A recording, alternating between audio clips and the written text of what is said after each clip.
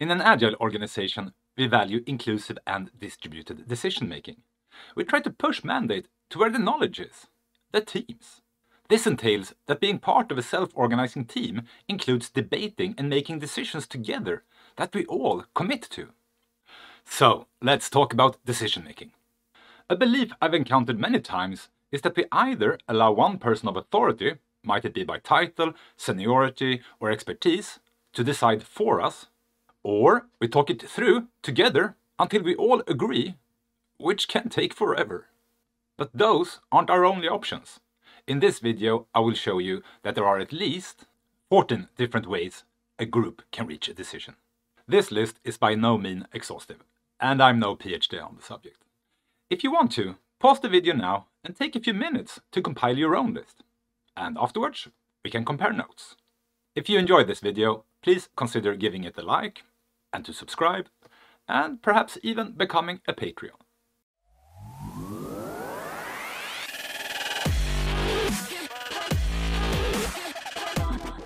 Why is it useful to explore different decision-making techniques and strategies? First, I'm convinced it's always valuable to broaden one's set of tools. But more importantly, I believe many teams and leaders miss out on opportunities for efficient and inclusive decision-making because they only see a limited set of options. The different techniques are applicable in different situations and comes with their pros and cons. As I go through these 14 different ways, can I suggest an exercise for you? For each technique, please consider the speed to decision. With that I mean how long time it takes for the group to come to an agreement, and possible level of commitment for those impacted by the decision. Grab a paper and draw this graph. Place each technique somewhere on these two axes. High up for strong commitment, to the right for quick techniques, etc. We'll review together later. Okay, let's go. Here's the first one. Consensus. We collaboratively improve the proposal until we all are in agreement and actively support the decision. If we have several options, we reach a shared conclusion through discussion. The decision will be really strong once we all agree, and we will all want to execute on it. But reaching consensus might take a long time and require endurance, and sometimes we might even fail to reach consensus. To exemplify, let's assume you, me, and some of our friends have decided to go dining. Now we're about to decide where to go. We would take turns to propose suggestions until someone suggests something that excites us all. It might take some time, but once we agree, we are going to be thrilled to dine that specific dish. 2. Consent. The proposal is accepted in the absence of qualified objections. This is my personal preferred approach when applicable. The result is relatively strong and potentially much faster than consensus. Let's use the dining example again. If we decide where to go through consent, proposals are presented and adjusted until there is a suggestion to which no one has a qualified objection against. A qualified objection is an argument that explains why this would be bad or dangerous for the team. I don't like it. That's an opinion, not a qualified objection.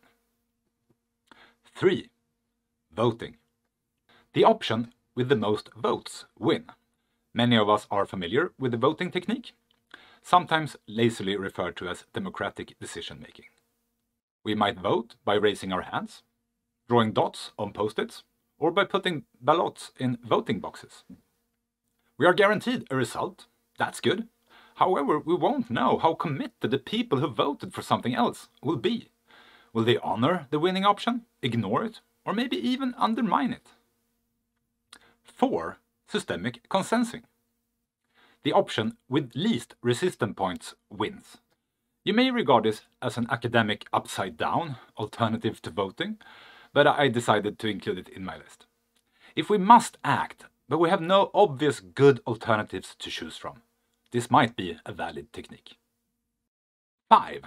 One each. Each person gets to choose one component of the proposal. When we have an agreement that consists of many bullets, each member gets to choose an add to the list, as long as they don't conflict with each other. For example, which candidates to invite for interviews, A/B tests to run, what to cook for the monthly team evening. 6. power. A voice of authority makes the call and decides.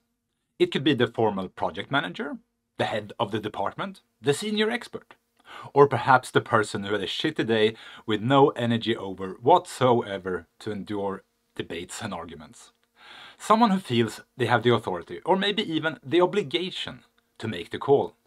It's fast and guarantees a decision. 7. Algorithm. A predetermined algorithm decides the outcome. A set of rules that, given some input, will produce an output and show us the result. It could be a list that will tell us who is on call any given week.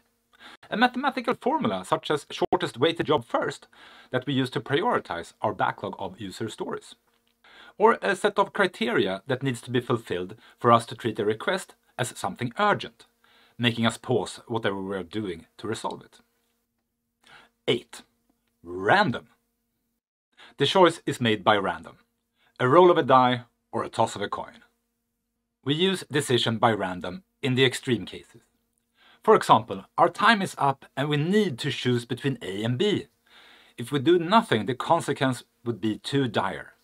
But if the vote between A and B is a tie and we're in a deadlock, well, we might need to flip a coin. Or on the other hand, when it doesn't really matter, such as when deciding presentation order of mascot designs. 9. Competition. The winner of a game decides. The winners of bowling decide the OKRs. The first to solve a puzzle chooses the new design. I can't recall ever seeing this in a work-related situation, but I guess it's a valid strategy. Let's move on. We can delegate the work of deciding to a smaller group of people. We can ask for volunteers, nominate, or appoint. The fewer we are in a discussion, the easier and faster we reach shared understanding and find an agreement. So an effective strategy can be to delegate the work of reaching the final decision to a smaller group of people.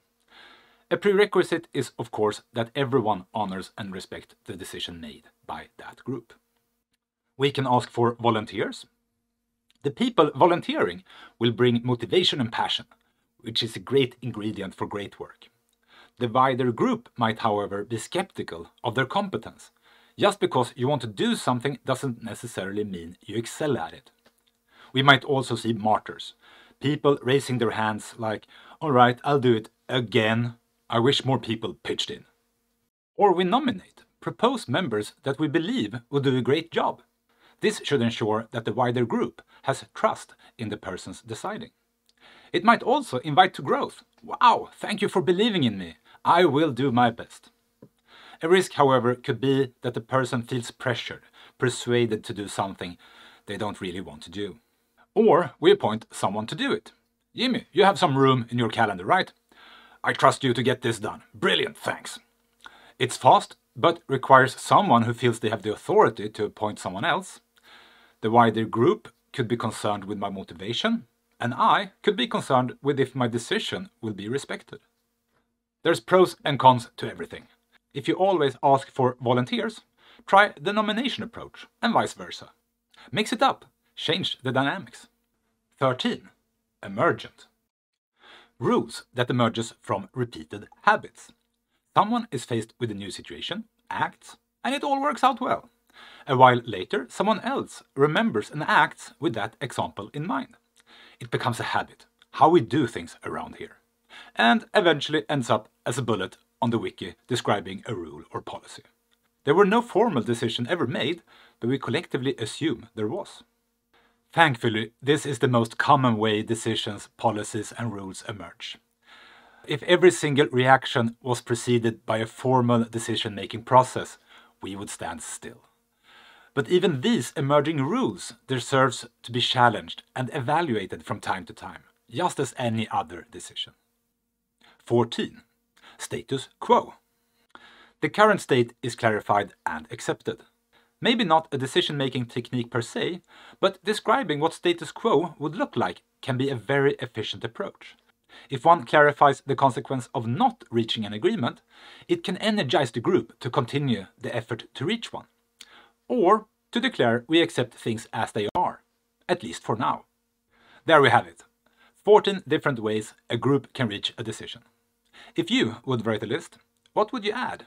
And which one would you omit? Let's reflect. For me, at least, there seems to be a relation between the speed to decision and the strength of commitment. For example, consensus and consent usually takes longer. We need to discuss in order to reach a shared understanding and debate to reach a shared agreement. But once we do, everyone involved will honor the decision and the execution will be smooth and focused. When we rush decision-making through the leverage of power or with the speed of voting, we risk a shaky execution. The time and energy saved from avoiding debates might have to be repaid. We might need to rally buy-in after the decision has been made, do weekly status updates to follow up on work, threats of accountability, and so on. Okay, let's review and compare how you and me placed the different ways on the axis we drew on our paper earlier. This is where I placed them. Well, I actually haven't placed them all. Some of them are kind of tricky. The reason I elongated power is because sometimes the person using the authority actually have trust among those affected, and sometimes not. And as for algorithm, once you have it, the decision is super fast. But how do you decide on the algorithm in the first place? How do you agree on the 6 options if you're going to roll a die? As for competition, where did you place it on the graph? And I'm not sure if status quo even fits here. And when you delegate to a smaller group, how will they decide? Consensus? Voting? Random? I feel the discussion now becomes recursive and almost philosophical, so let's call it a wrap. What other ways exist for a group to reach a decision? What did I miss? Please share and discuss in the comments below. And I'm going to do some promotion for my small book, Decision-Making Principles and Practices, How to Reach Strong Inclusive Agreements with Consent, available to purchase on my website. If you want to support my work of creating free educational videos here on YouTube, like this video, please consider becoming a Patreon. As a Patreon, you get early access to new videos, invites to exclusive meetups, and you become part of our Discord community, where many of my guests of this channel are members of. Until next time, explore, have fun, and be safe.